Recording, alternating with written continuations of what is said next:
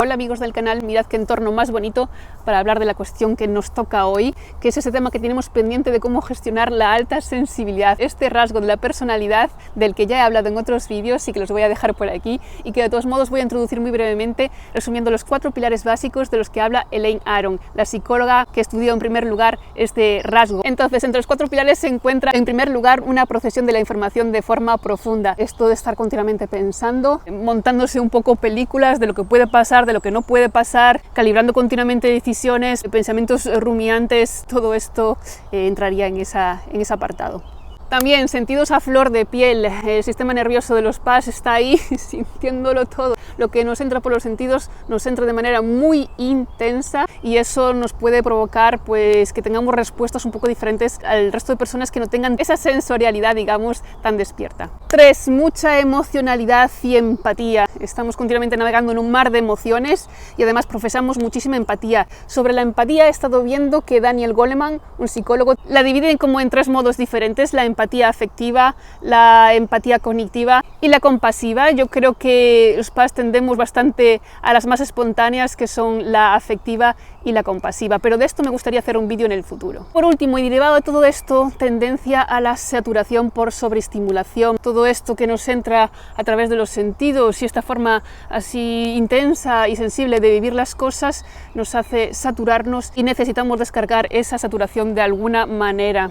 Todas estas características y otras derivadas hacen que a veces ser altamente sensible sea un rasgo o conjuntos de rasgos difíciles de gestionar. En base a mi experiencia como persona altamente sensible, me gustaría compartir una serie de ideas o consejos que pueden servir para que esa personalidad sea gestionada por nosotros mismos, los portadores de la personalidad, de la mejor manera posible. Número 1 y muy importante: protegerse de los abusos. Como he mencionado, las personas altamente sensibles solemos profesar mucha empatía y a veces incluso también profesamos cierta ingenuidad, que es pensar que las otras personas siempre tienen buenas intenciones o buen corazón.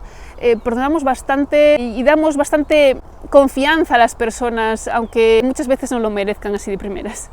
Esto unido a una posible baja autoestima, depende de cada persona, a cierta incapacidad también para decir no y no sentirse mal, y a cuestionarnos continuamente si el error puede estar en nosotros y no en los demás, puede hacernos víctimas, aunque no me gusta esa palabra, perfectas de personas que abusan de eso. ¿Y cómo lidiar con esto? El tema de la autoestima lo he tratado en otros vídeos, os animo a verlo. Sobre todo creo que es muy importante marcar ciertos límites a la hora de decidir hasta donde las personas pueden llegar conmigo. Un límite de groserías, un límite de mentiras, un límite de abuso de favores, un límite de oportunidades, un límite de... Todo tiene un límite y las personas que continuamente repiten en un bucle, tú las estás atrayendo más que nada porque eres la persona adecuada para que la persona pueda repetir su bucle, para que la persona pueda recrearse a sí misma en ese comportamiento. Pongo un ejemplo: en una relación, alguien que está controlándote o abusando de ti, ten muy en cuenta que esa persona posiblemente sea así y no vaya a cambiar. Dio unos primeros pasos, vio que podía pasar de ahí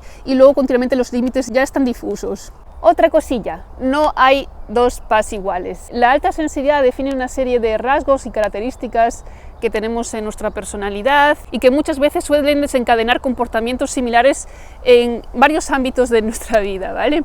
Pero la personalidad es algo muy complejo, factores ambientales, experiencias, o sea, es tan complejo que nadie tiene la respuesta a la personalidad individual de cada uno. Entonces no lo lleves todo al tema de la alta sensibilidad y todo me pasa a mí porque soy altamente sensible y esto es así porque soy altamente sensible. Y si la otra persona que también comparte este rasgo me dice que no lo siente igual, ¿será que ella está equivocada? ¿Será que yo estoy equivocada? Ninguno está equivocado. El tema de la alta sensibilidad me parece una herramienta estupenda para autoconocimiento, da muchísimas respuestas a muchas cosas que hasta que uno lo sabe dice, Dios mío, y ahora ya me entiendo, y eso es maravilloso, y hasta ahí creo que puede funcionar la alta sensibilidad. 3. ¿Qué hacemos con la saturación?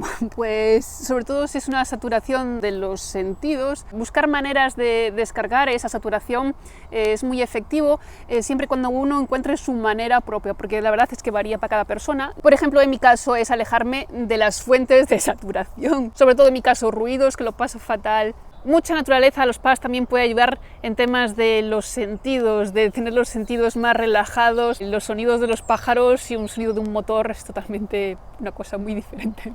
Y si lo que nos saturan son las emociones, también yo aconsejaría alejarnos de esos focos tan intensos. Algunas pues son las que hay. Imagínate pues alguna desgracia, alguien enfermo en tu familia, pues cosas de ese tipo uno simplemente tiene que afrontarlas de la mejor manera posible. Muchas veces echar mano, por ejemplo, de una persona que te escuche, un amigo de confianza, un terapeuta quizás, otra persona altamente sensible que te pueda entender muy bien. Todo esto puede ayudar en la parte más emocional. Y luego si hay otros focos, como digo, por ejemplo, trabajos muy saturadores, ambientes muy... o en los que no te sientes nada cómodo, haría como un plan o algo así para ver cómo salir de ahí. Si puedo salir ya, pues ya, y si me va a costar algo, pues es una pequeña estrategia de decir, estos son los pasos que tengo que hacer para dejar esta situación que no está hecha para mí. Algunas cosas pueden estar hechas para aprender a lidiar mejor con las emociones y crecer, pero otras situaciones ya han dado de sí todo lo que tenían que dar y es mejor irse que seguir en una rueda muy destructiva. Y relacionado con este tema de crecer, yo creo que a los spas nos viene muy bien rodearnos de personas altamente sensibles para encontrarnos a gusto, expandirnos en ese sentido, pero también aconsejo, por supuesto, no solo relacionarte con spas, porque creo que llega un punto a lo mejor en el que encuentras a personas como tú y dices, qué bien se está aquí, y decides quedarte ahí, como por ejemplo el que se queda solo, en la soledad encuentra su refugio y ya como que tiene miedo de volver a exponerse a la sociedad porque se ha acomodado ahí. Lo que quiero decir es que las personas afines, como digo, nos ayudan a crecer de forma muy agradable y las personas tan afines pueden suponernos retos también. Otra cosilla es que creo que no es muy conveniente reprimir nuestras emociones. Como decía, uno de los pilares es la gran emocionalidad y empatía. Y creo que por exigencias de la sociedad muchas veces nos vemos obligados a reprimir lo que sentimos porque no está muy bien visto que de repente tú estés en un lugar y se te dé, por ejemplo, por llorar. Esta es mi propuesta, ¿vale? Creo que es una propuesta muy molona y ya me contáis qué os parece. Mi propuesta es que, por ejemplo, por poner uno de tantos, ¿vale? Si te entran ganas de llorar, al contrario de lo que nos suelen indicar, que es contenernos, lo hagamos con naturalidad y de esta manera estamos ejerciendo sin querer casi una labor social, que es la de permitirnos sentir, permitirnos expresar nuestras emociones y no avergonzarnos de ello, no escondernos y sobre todo no fingir, porque parece que hay contextos donde siempre hay que guardar la compostura. Ya no digo en la intimidad, porque ya si en la intimidad te impiden expresarte, sal de esa intimidad, no me parece que sea la adecuada. Pero digamos en ámbitos más públicos, a veces una persona se está reprimiendo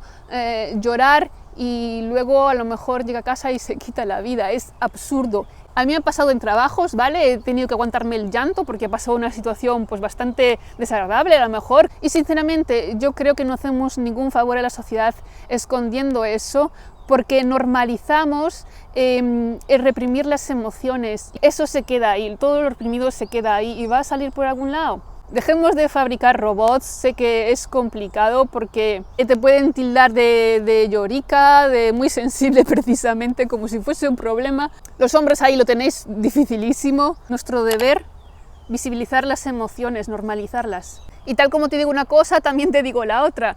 Ten en cuenta que al ser muy sensible y muy emocional, si no has sabido gestionar muy bien algunas cosas, situaciones o tu forma de sentir, puedes estar un poco, ¿cómo decirlo?, hipersensible. Más que sensible, estás hipersensible.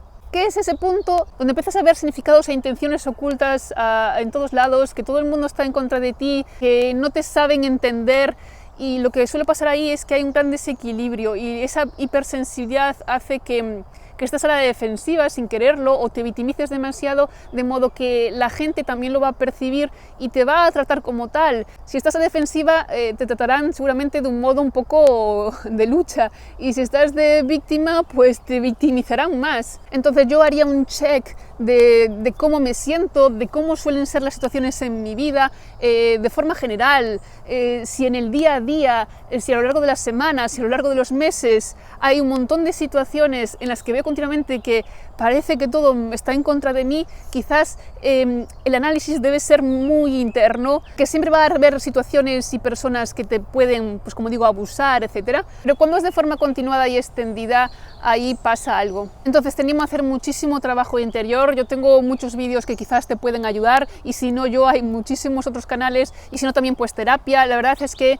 yo no creo que haya una sola forma efectiva para encontrar soluciones a algo. Explora y vete encontrando aquellas que ves que realmente te dan más resultados. Los resultados se pueden palpar cuando empiezas a sentirte mejor. Yo creo que además es sentirse mejor con uno y con los demás, es decir, también apreciar el entorno y valorar todo lo que está fuera de nosotros, porque sentirse mejor con uno mismo a veces puede ser simplemente autocomplacencia, y en esto creo que hay bastante peligro en los PAS, que voy a hablar a continuación.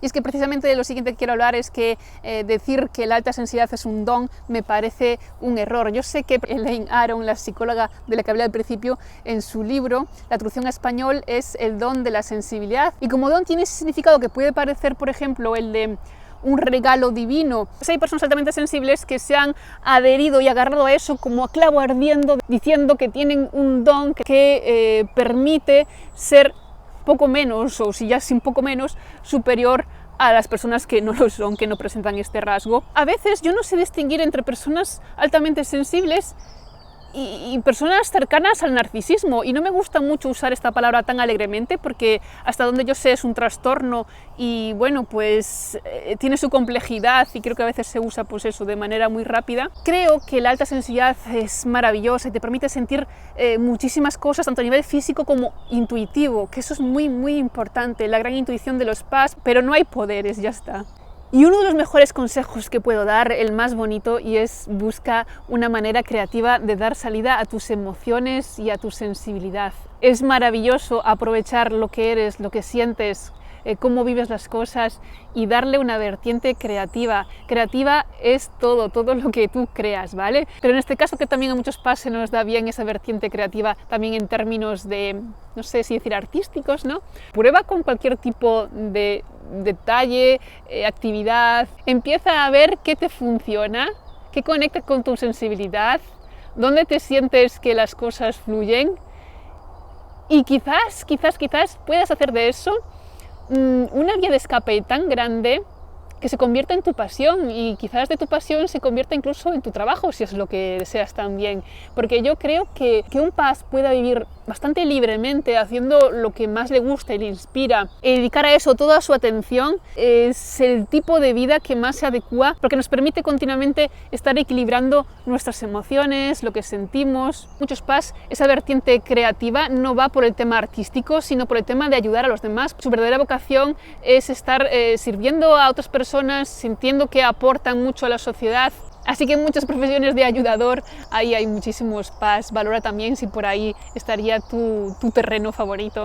Sí que hay más cosas que puedo decir a este respecto de cómo gestionar la alta sensibilidad. Déjame tú en los comentarios si tienes alguna opinión al respecto de todo lo que he comentado, de alguna cosa en específico, alguna experiencia en concreto, o quieres compartir tú también algún tipo de idea o consejo. Espero que te haya ayudado y gustado este vídeo. Valora suscribirte al canal, déjame un like si te apetece, y como siempre, nos vemos en el próximo.